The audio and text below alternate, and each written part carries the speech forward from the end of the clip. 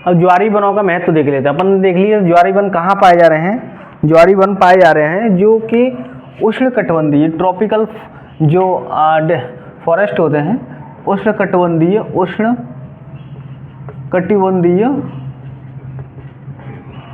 आर्द्र वन है, उष्णकटिबंधीय आर्द्र जो वन है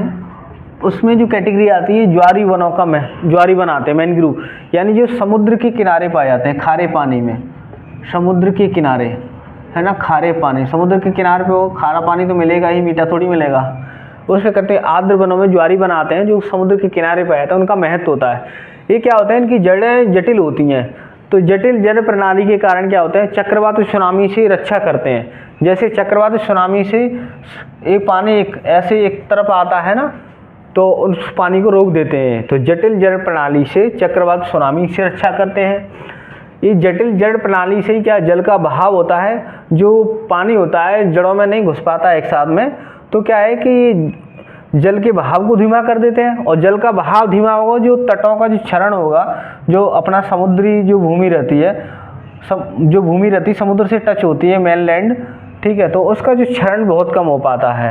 जैसे अपन देखते हैं नदी के किनारे जितने यहाँ वृक्ष होते हैं, तो नदी का मतलब जो चौड़ाव कम हो पाता है, जहाँ नदी कम होती है, वृक्ष कम होते हैं, नदी यहाँ चौड़ी होती जाती है। इसी प्रकार से जहाँ पे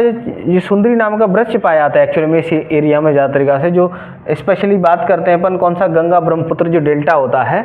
वहाँ पे, तो तटीय क्षरण को रोकते हैं, और समुद्री जल प्रदूषण होता है, समुद्रों से जो प्रदूषण आता है वो भी उधर ही चला जाता है, वहाँ पर रुक जाता है, यानी नदियों से जो पानी आ रहा होता है वहीं क्यों रुके, समुद्र में नहीं जा पाएगा। तो समुद्री जल प्रदूषण कभी कम है। देखो जटिल जल प्रणाली चक्रवाती सुनामी से रक्षा करती है। जटिल जल प्रणाली जल के बहाव को धीमा करके तटीय क्षरण और समुद्री जल प्रदूषण को अवरुद्ध करती है, यानी कम करती है। और जो तटों पर जो समुदाय रहते हैं, तटीय समुदाय के लोग हैं, उनकी आजीविका के लिए शहद हो गया, लकड़ी हो गया, गोंद हो गया, चर्म शोधन हो गया, मोम हो गया, मछली पकड़ना, ये सारे कार्य यानी उनकी आजीविका रोजगार के लिए साधन भी मुहैया कराता है।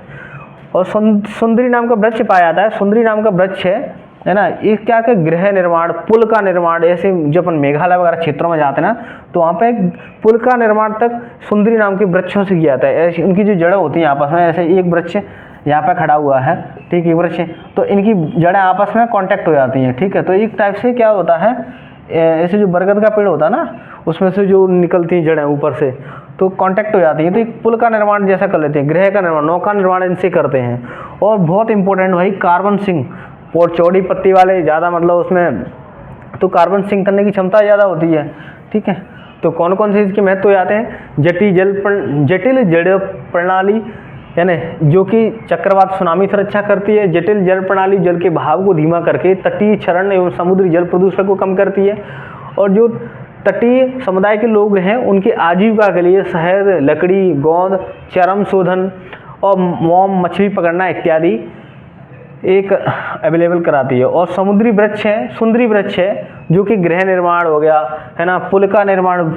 निर्माण हो गया, नौका निर्माण, ये सब इनसे हो जाता है। और महत्वपूर्ण इसमें क्या है कि कार्बन सिंक